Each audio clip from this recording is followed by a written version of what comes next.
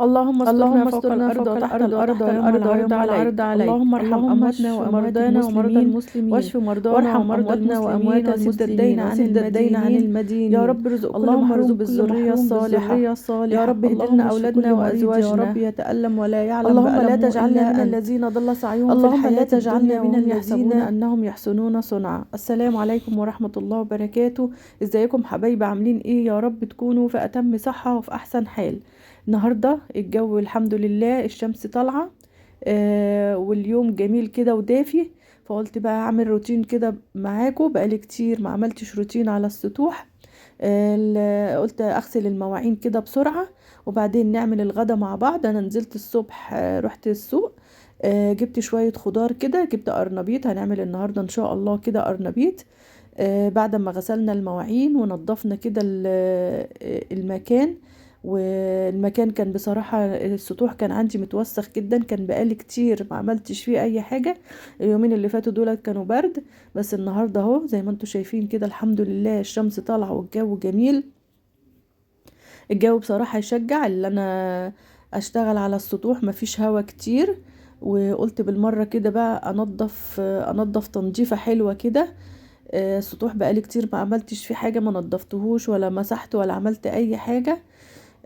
غسلنا بقى كده المواعين وخليناهم كده حلوين كده، بحيث ان انا ابقى افضى بقى اللي انا اعمل الاكل اهوت. الحلة مليتها ديت، وقلت بقى اسلق فيها القرنبيطة. القرنبيط النهاردة يعني السوق حلو، الاسعار فيه حلوة، مش وحشة يعني. جبت القرنبيطة الكبيرة ديت، جبتها بحوالي 8 جنيه. ايوه القرنبيطه دي ب8 جنيه، رخص يعني. بس البيض هو اللي غلي. البيضه بعد ما كانت ب3 جنيه بقت ب3 جنيه ونص. ربنا يرحمنا يا رب ويرفع عنا الغلا والوبا. حطيت في الحله الميه، وقطعت كده القرنبيطه، وقلت بقى ايه اخليها على النار تستوي على بال ما انا اخلص بره، وبعدين بقى ايه ابقى اشوف هنعمل فيها ايه.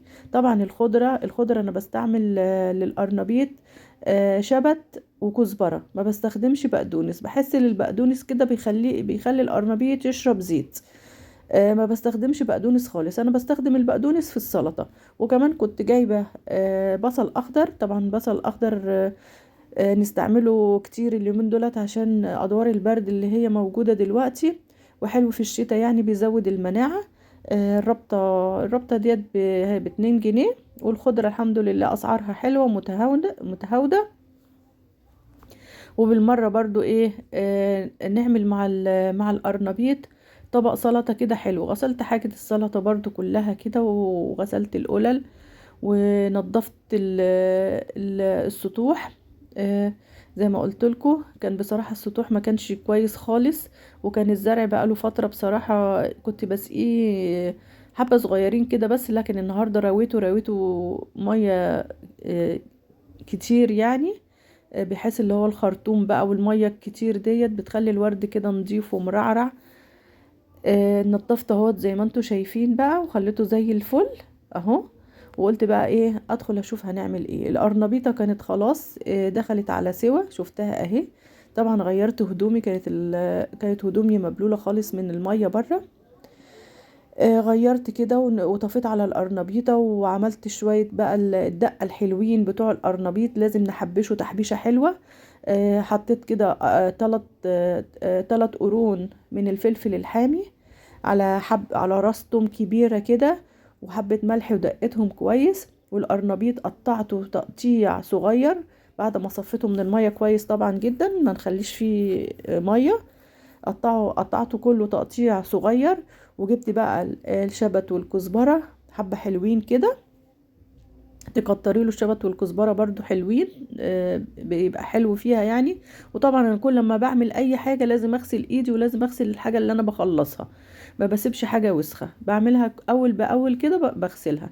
حطيت حوالي كوبايتين من الدقيق، وحطيت طبعا التوابل بتاعتي، ملح وفلفل وبابريكا، ملح وفلفل وبابريكا وكمون. وزودت كمان كوباية من عصير الطماطم. عصير الطماطم ديت بتخليها لونها كده ذهبي وحلو. وكمان حطيت 5 حبات من البيض. لو انت عايزة تقللي البيض اكتر من كده قللي، بس انا حباها يعني الكمية عندي ما شاء الله كبيرة، ما كانش ينفع ان انا اقلل البيض اكتر من كده. تمام اهو بالشكل ده كده. ولو انت كمان عايزة تخليه مقرمش تزودي على الدقيق، تحطي له نشا اللي هو نشا الذرة. يعني انا حطيت حوالي كوبايتين دقيق. تمام. لو عايزاه يعني ناشف كده من بره جامد، تزودي بقى الدقيق تاني او تزودي نشا. طبعا انا حطيت الزيت يسخن، وعلى بال ما الزيت ما يسخن كنت برضو انا ايدي بعمل السلطه، بقطع حاجه السلطه على بال ما الزيت سخن.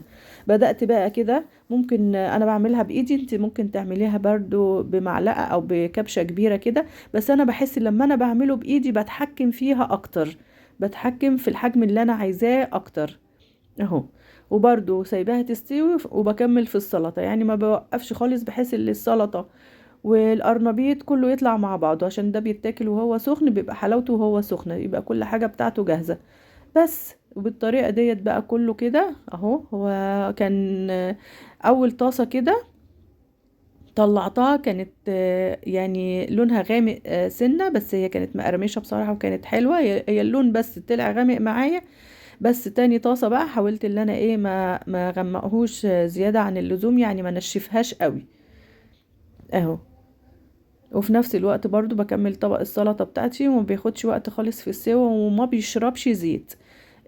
لما احنا بنحط له البيض كتير والدقيق برضو كتير، ما بيشربش زيت معانا خالص، يعني حبة يعني بصي لا تذكر. انا عملت كل الكمية ديت بحبة الزيت اللي انا حطيتهم، مع اني مش حاطة كتير قوي يعني. ما بيشربش زيت خالص. ولو انت عايزه كمان تحطي عليه ورق، بس انا ما حطيتش ورق ولا اي حاجه تحتيه، علشان هو فعلا ما شربش زيت معايا. وطبعا بيتاكل سخن، وطبعا مع السلطه والكلام ده كله اهو. يعني انا سايبه بيستوي، وفي نفس الوقت هم كانوا جعانين قالوا لي اغرفي، فغرفت بقى، وفي نفس الوقت بيستوي وفي نفس الوقت احنا بناكل. لو وصلتي معايا بقى لغايه الحته دي تعملي لي لايك اهو. احلى قرنبيط والله، طعمه جميل ومقرمش اهو. من جوه شكله جميل قوي، ومن بره برضو مقرمش. اعملي لي لايك بقى، والسلام عليكم ورحمة الله وبركاته.